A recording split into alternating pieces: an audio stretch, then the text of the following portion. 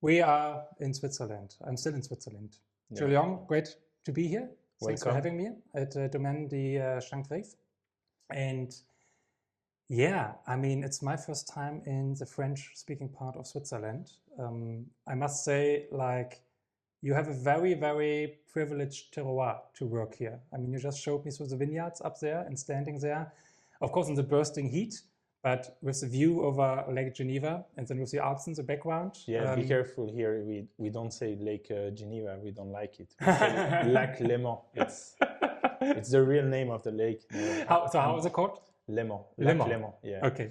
No, it's the international name is Lake of Geneva, but Yeah. here we are really proud to call it Lac Léman.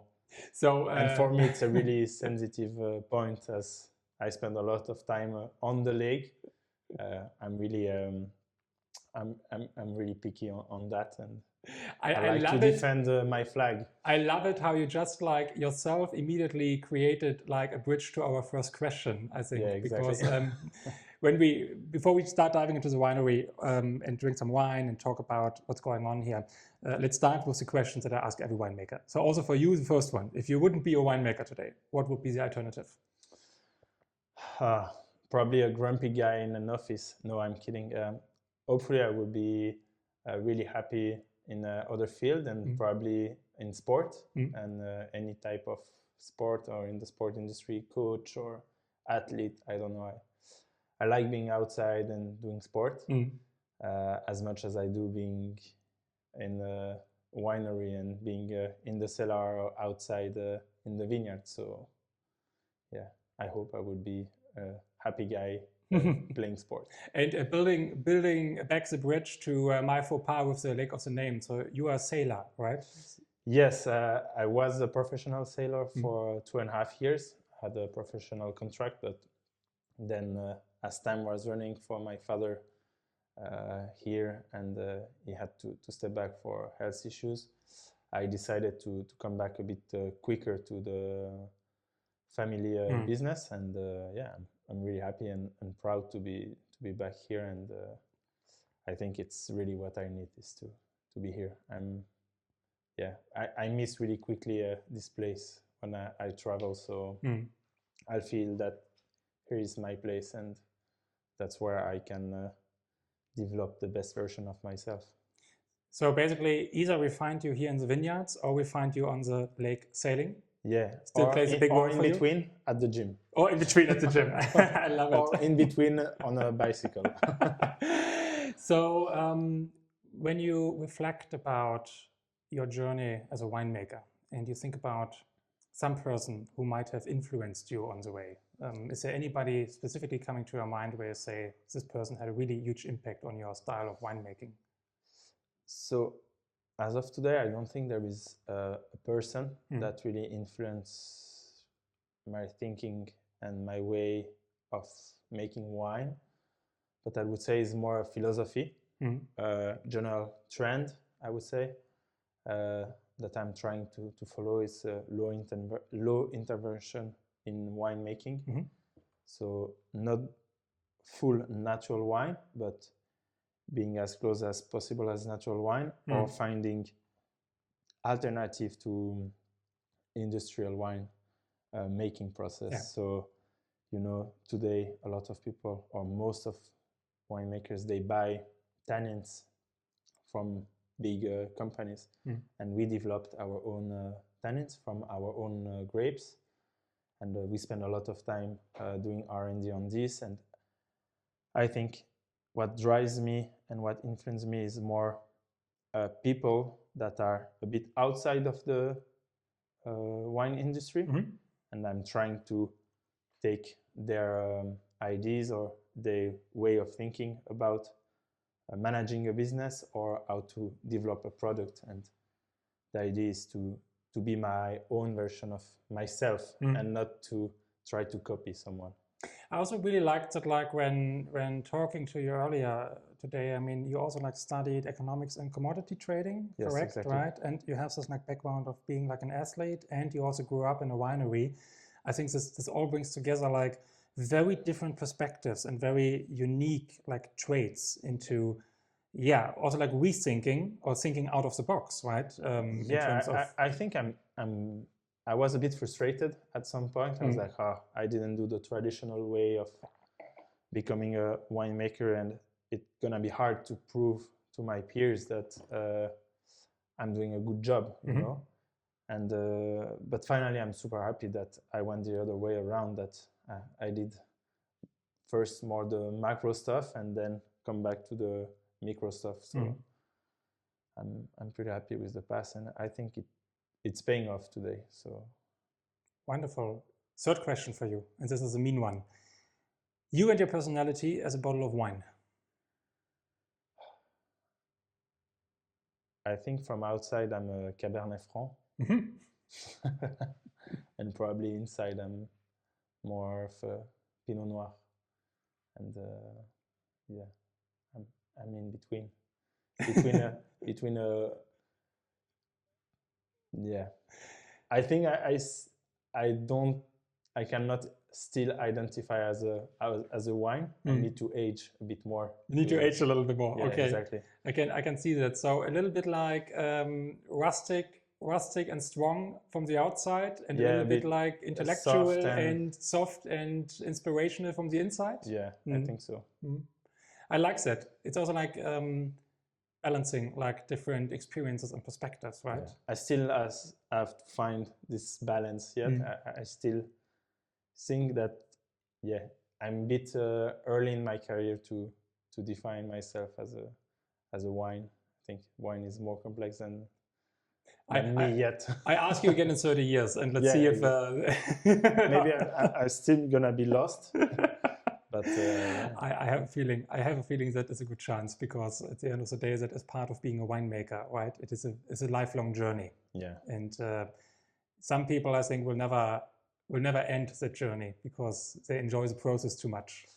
I think that's probably one of my main problem, is that, or maybe it's a strength. I love a lot the process, either in winemaking or in sport or at university.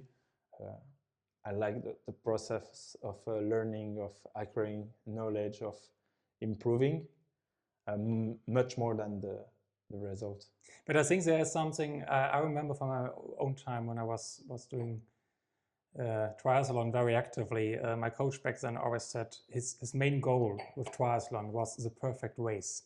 Yeah. And you just know the perfect race will never come. It's like the perfect vintage or the perfect wine to produce, right? Exactly. And this is I like this kind of idea of this platonic ideal you try to find. Yeah, because we start.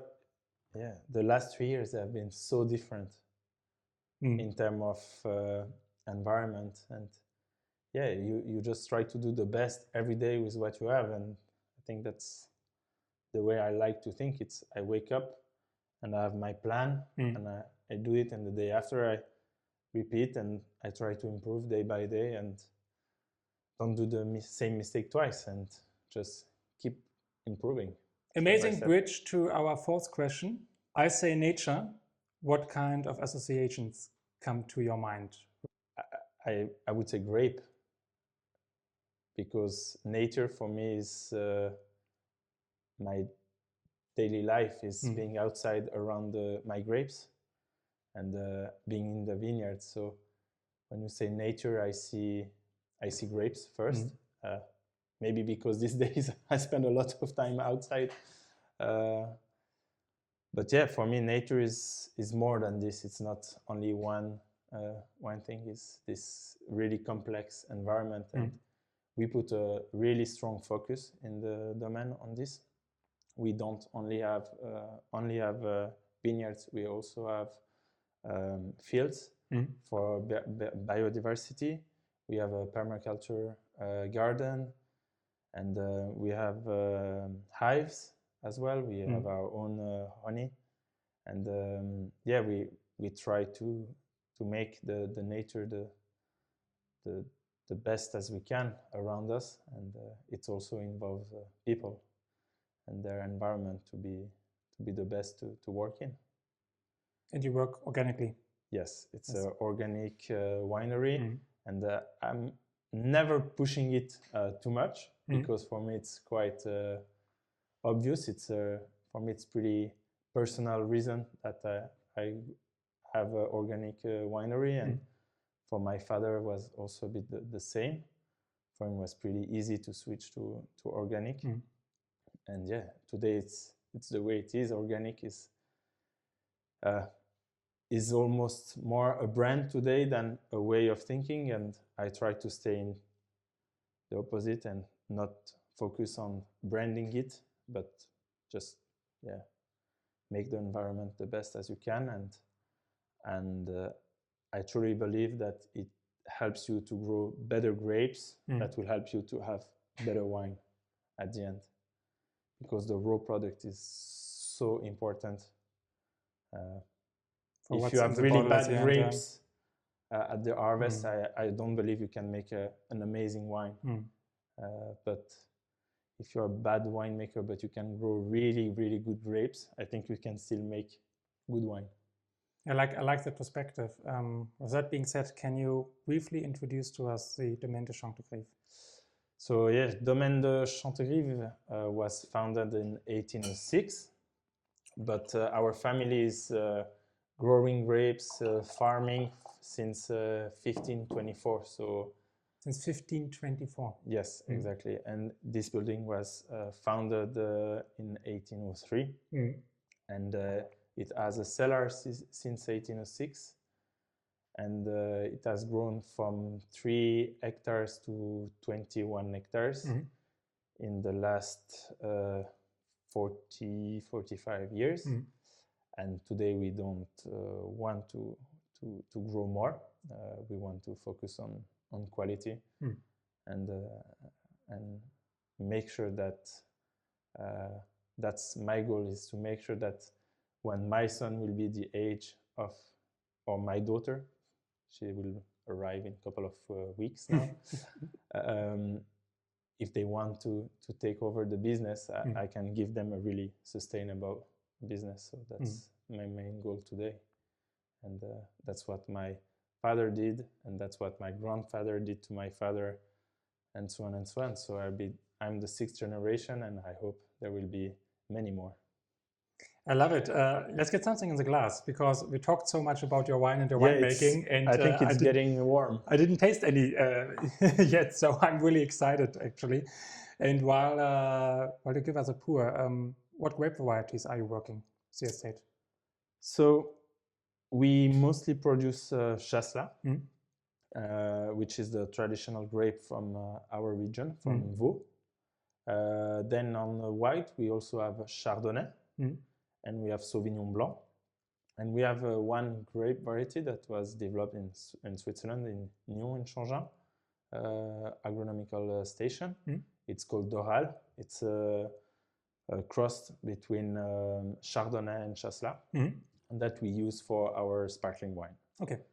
And then for the reds, we have some influence from France, obviously. So we have the influence from Burgundy, where we grow a lot of Pinot Noir, which I really like.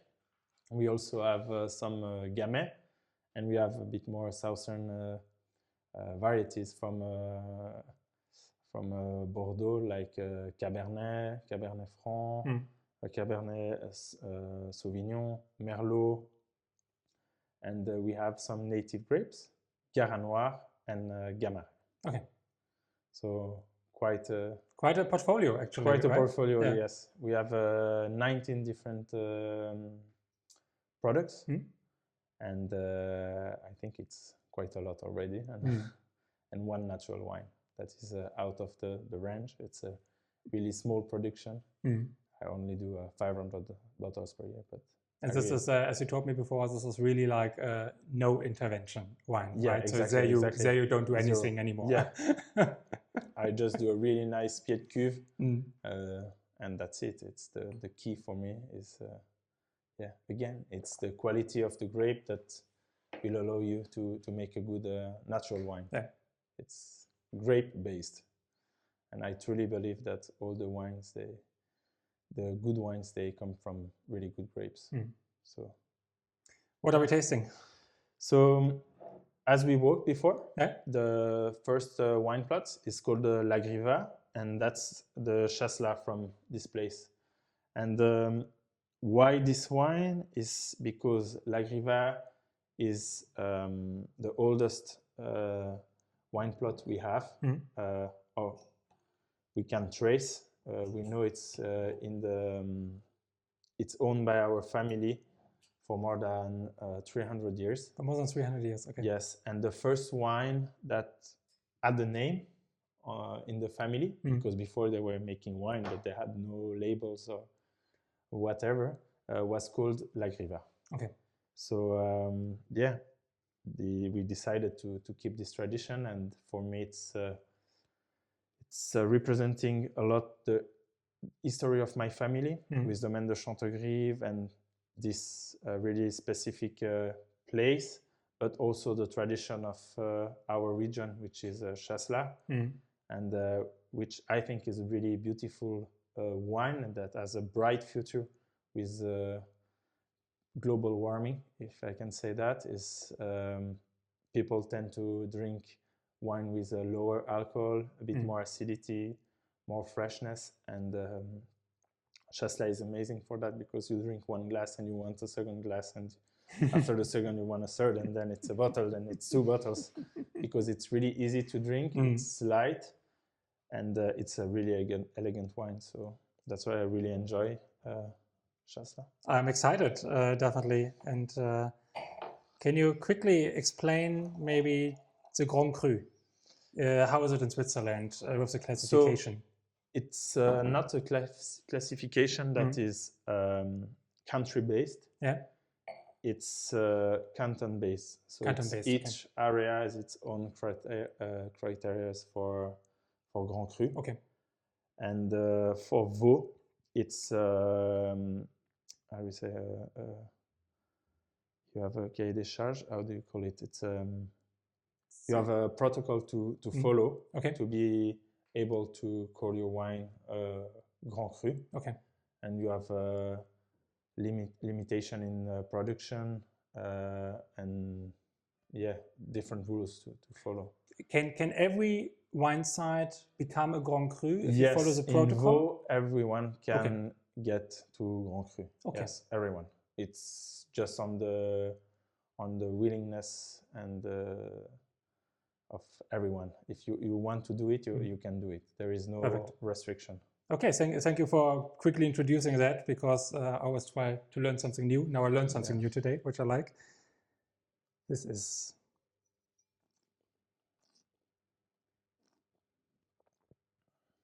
such a difference to what you are used to when you think about Chasselas, or Gut Edel, how the Germans call it, right? Because usually, if we talked about it in the vineyard, it is this kind of lunch table wine, right? I think it still has this image, but I see a lot of young winemakers that are turning their back on Chasselas, but I think it's really nice. It's our identity, and I really want to defend it.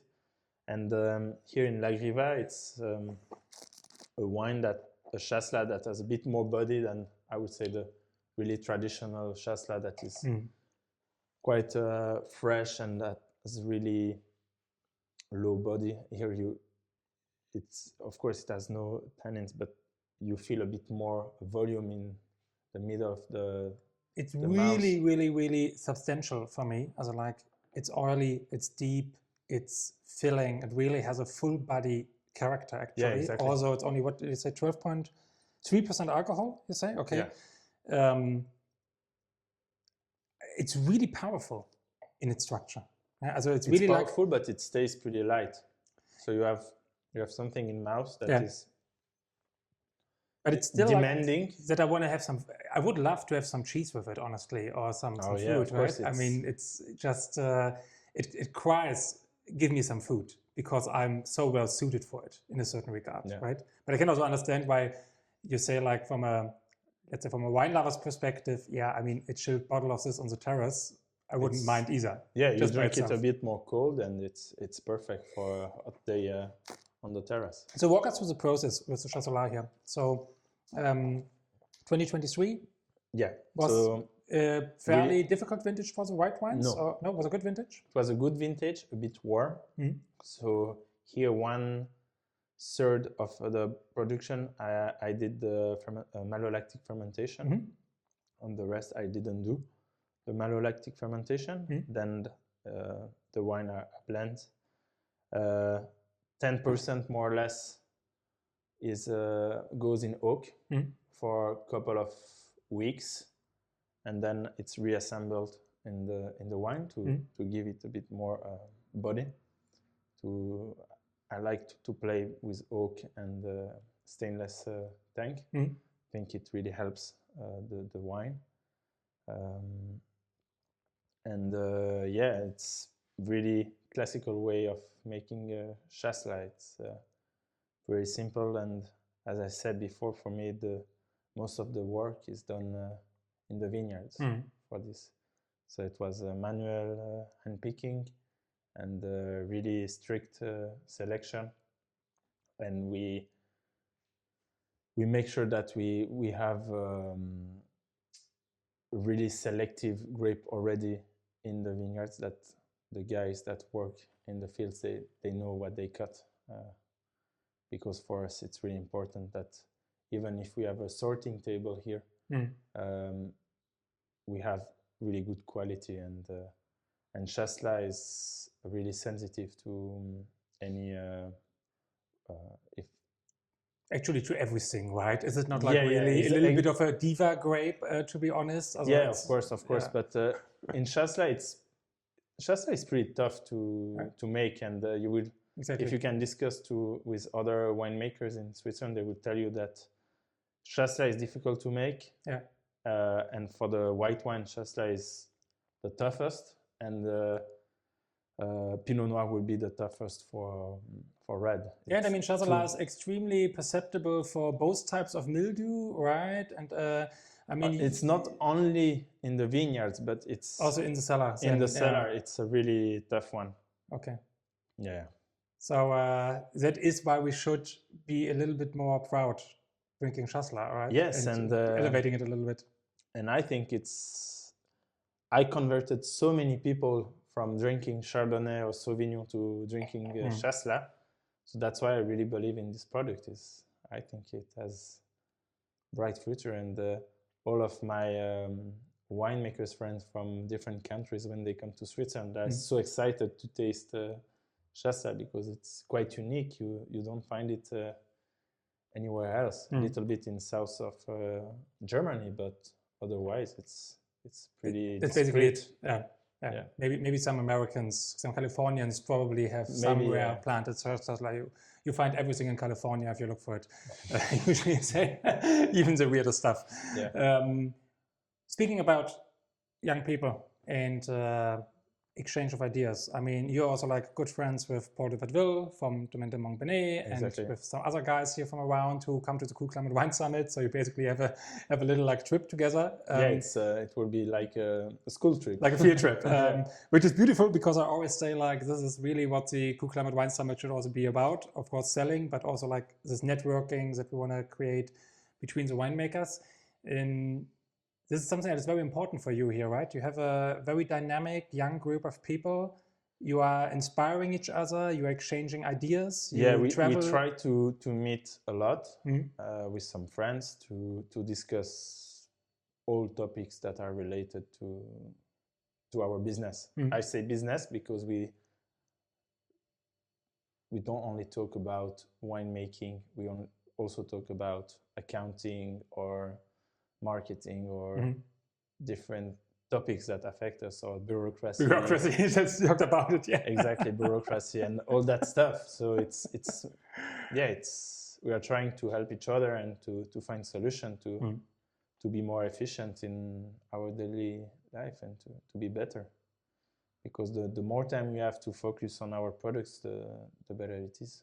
For example, your export to China, right? That you did together with some friends. We said, let's go together. It's easier if we... Yeah, one opened the door, and then we said, let's go together, because together we're probably stronger than alone. And we are together with Paul and Antoine since 2019.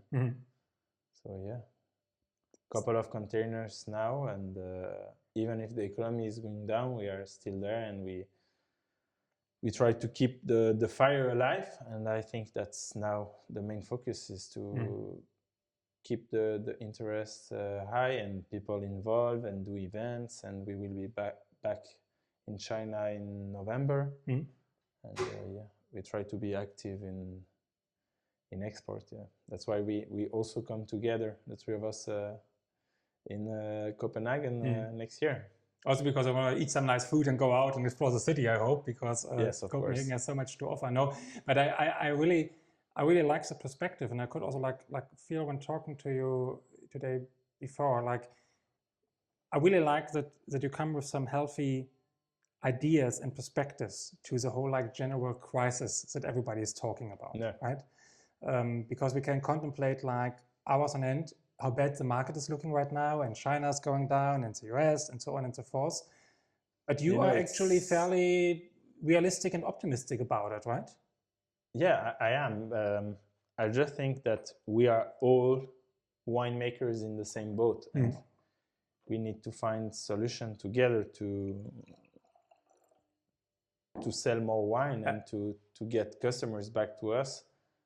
And yeah, I'm pretty optimistic, and I think we have to take actions. And you being here and me taking time to talk to you is part of this, is to make the wine community grow, and to be aware of, if I talk about Swiss wine, to put a name on Swiss wine, and that people know that Swiss wine exists. And yeah, it's part of my daily work, is to make people aware that we produce wine here, even if they walk every day through vineyards or they drive through vineyards. They don't necessarily realize that the wine they have on the table is from here. Is from here. So I think it's a big process, and everyone in the world that is producing wine today is facing some difficulties, because consumption is going a little bit down, and some new players are coming in. So we need to fight, but we need to fight together. So I like that perspective very, very much, and also like how I'm not getting tired of saying, I mean, for me personally, Switzerland has always been one of these wine growing regions that I found like extremely fascinating. And I'm always joking, my personal interest to having like many Swiss winemakers at the Cool Climate Wine Summit is that hopefully at some point somebody starts importing the quality stuff, because I don't get it in Copenhagen. Yeah, this really annoys me, honestly. You have a second wine for us. Yeah, so still to stay in the tradition, and yeah, I told you that Chasselas is the tough one for the white. I choose a Pinot Noir that I really like. It's called La Planta. It's also a Grand Cru, and it's some of the oldest vines that we have that were planted by my grandfather. They are around 50, 55 years old, and they're still producing really nice grapes. So I'm really happy to have these raw grapes and transform them and try to make the best Pinot Noir I can. And here it's also vintage 2023. It's aged in oak for 12 months. And it's a balance between a new and second and third year French oak. And they are all French oak from Burgundy. Yeah, you told me earlier that you like the Burgundy oak. Yeah. Preferred to the Bordeaux casks, because you are more like a fan of Burgundy Pinot Noir, and therefore in the style it has, and therefore for you it's a natural choice to go for the Burgundy casks. Yeah. Exactly, it's a bias that I have. I saw a light smile on your face when you tasted the wines, so now I'm excited.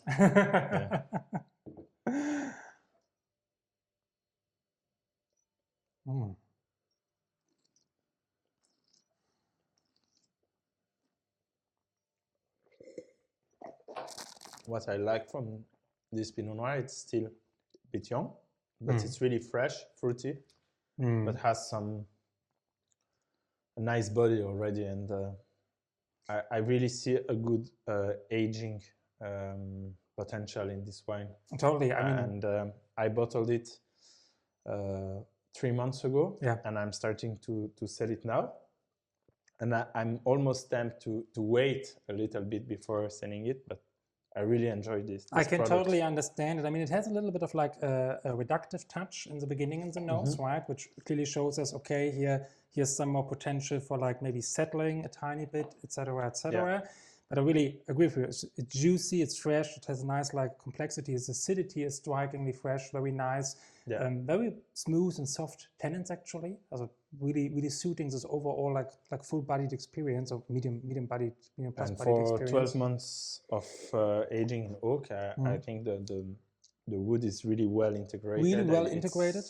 But I mean, this is the point, right? There is the economic reality also. Yeah. The economic reality, I mean, we just talked about it. Space is an issue for you, right, in your winery. It's and you, at the moment, you told me you have 3 different spots where you make wine, and you hopefully soon start building your new cellar and winery, right? Yeah. Not mentioning bureaucracy again, because I see already like it was 3 years ago. 2025 was supposed to be the year, and now we are more talking about 2027 because I think for next year it's impossible to be ready. Even if we have the green light tomorrow, we're not gonna be ready because we're gonna have the harvest really soon. Yeah. Then you need to contractors and so on and so forth. So, yeah, I mean, it's. So for now, it's a little bit on like you also have to push maybe sometimes things that you would like to hold back a little bit longer. But of course, space is an issue. Space is expensive. Space is an issue, and I think also that if you present this product and you can explain to people where it is now and where you see this product in a couple of months, they will follow you and they understand you and they trust you and it's about taking of course the consumer by the hand and explaining the product to them. You need a little bit, because people are lacking a bit of knowledge on wine. Because it's not a priority in life, wine. For me, it's a priority, but for a lot of people, it's only pleasure, and they only want the pleasure when they open the bottle. And as you know, people now, they don't store much wine at their home, and they buy it on a daily basis and bottle per bottle.